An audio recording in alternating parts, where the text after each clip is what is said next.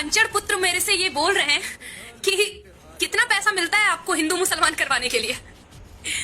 हे puncture पुत्र, हे मुगलई और पठानों के औलाद, जब आप हमारे देश में एंट्री कर रहे थे खाली हाथ नंगे पैर, उस वक्त आप पर तरस खाकर हमारे देश के राजाओं ने आपको इस देश में शरण दी और आज आप हमारे अब्बू बनने की कोशिश कर रहे हैं। हम तुम्हारे अब्बू बनने की कोशिश नहीं कर रहे हैं, लेकिन मुगल तुम्हारे अब्बू जरूर थे। वो इतिहास साबित करता है कि मुगलों के सामने तुम्हारे पूर्व पुरुष कैसे पैंट गीली कर देते थे। अब्बू तुम्हारे अंग्रेज भी थे, है और आगे भी रहेगा। तुम्हारे पूर्वज अंग्रेजों का गुलाम थे, तलवार चाटने वाले गुलाम। अरे बाप रे, ये तो धोती खोल रहा है। इतिहास में जाके देखो, हिस्ट्री पढ़ो, देखने को मिलेगा कि तुम्हारे अम्मा बहन को अंग्रेजों ने और मुगलों ने कैसे डोगे स्टाइल में पेलता था।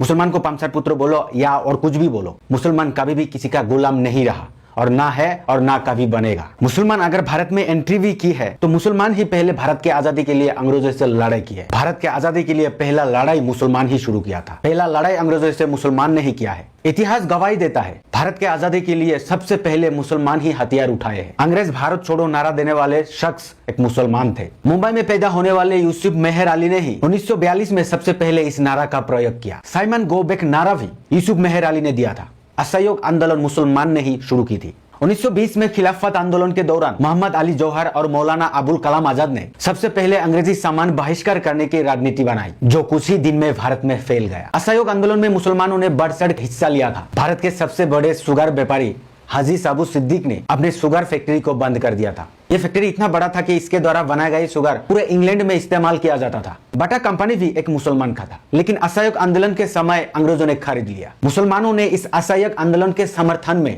अपना सब कुछ कुर्बान कर दिया। भगत सिंह का केस लड़ने वाला एक मुसलमान व्यक्ति था। बैरिस्टर आसिफ अली ने भगत सिंह का केस तब लड़ा जब भगत सिंह का साथ देने वाला कोई नहीं था। अगर शोभा सिंह ने भगत सिंह के खिलाफ गवाही नहीं दी होती तो भगत सिंह फांसी के फंदे से बच जाता। इनकलाब जिंदाबाद नारा देने वाले हसरत मोहानी भी एक मुसलमान थे और उन्होंने ही भारत के आजादी का रूपरेखा तैयार की थी। इतिहास के मुताबिक 1857 में होने वाले विद्रोह में 50,000 से ज्यादा उलमाओं को फांसी दी गई थी और लाखों मुसलमानों को सरेआम कत्ल कर दिया गया था। 1857 में दिल्ली से लेकर कोलकाता तक कोई ऐसा पेड़ वाकई नहीं था जिसमें मुस्लिम उलमाओं का लाशें न टंगी हो। मुसलमानों ने ही भारत के आजादी के लिए पहले जंग लड़ी। मैसूर के सुल्तान और उनके बेटे टीपू भारत के आजादी के लिए शहीद होने वाले पहला शासक था। मशहूर क्रांतिकारी अशफाक उल्लाह खान सबसे कम उम्र में फांसी पाने वाले व्यक्ति थे। जिस औरंगजेब को लेके आज तरह तरह के बात करते हैं, उसी औरंगजेब के शासन काल में भारत में एक भी अंग्रेज दाखिल नहीं हो पाया। जय हिंद का नारा एक मुसलमान ने दिया था। तिरंगा का निर्माण करने वाले सुरैया तैयब जी एक मुसलमान थे। उन्होंने ही भारत के राष्ट्रीय ध्वज को वर्तमान रूप दिए थे। हैदराबाद में जन्मी सुरैया तैयब जी के द्वारा बनाया गया तिरंगा आज भी पूरे भारत में लहरा रहा है। मुसलमानों ने भारत के लिए जो किया वो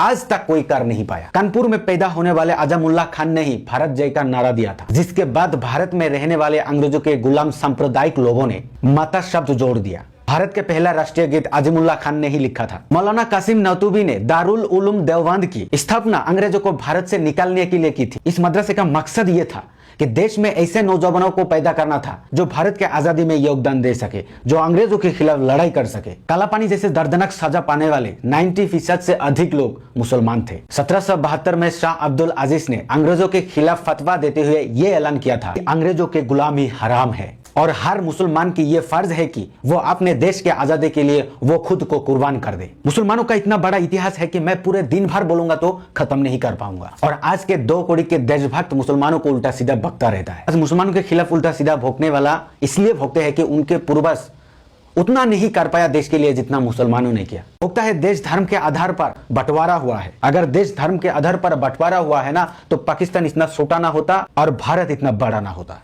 और बदबू खलीफा, तुम कह रहे हो कि तुम हमारे बाप बनने की कोशिश कर रहे हो। हम तुम्हारे बाप बनने की कोशिश नहीं कर रहे, क्योंकि बाप कभी भी बाप बनने की कोशिश नहीं करता। बाप बाप होता है। जय हिंद, जय भारत।